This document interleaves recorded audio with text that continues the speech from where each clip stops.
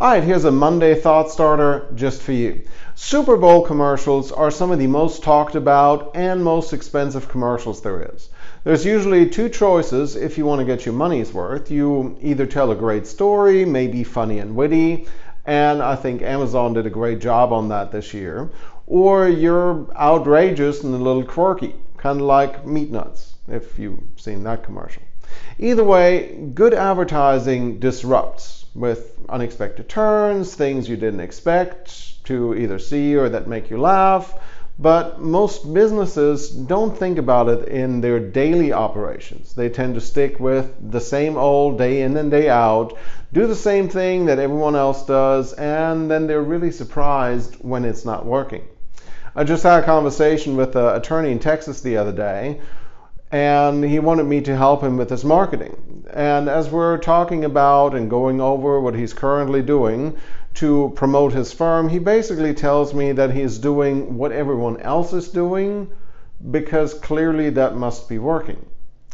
And I'm like, okay, back up, I don't understand. So he spends a lot of money on SEO, runs billboards and TV commercials, and the payoff has been a trickle of cases that isn't really what he's looking for. Not that this is unusual, because we all like to do things that feel comfortable. From grandma's chicken soup to the place we eat every Sunday, it feels safe and familiar.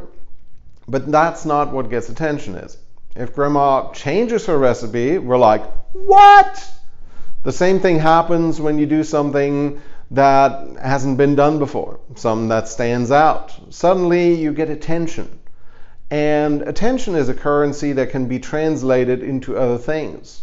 Sales, bookings, appointments, whatever you want. It might not feel comfortable or familiar, but pushing boundaries never really is. When we came up with a new festival for the city of Alexandria a couple of years ago, some people thought we had gone mad because we basically lay down an ice rink in the middle of Louisiana, where it's usually pretty hot.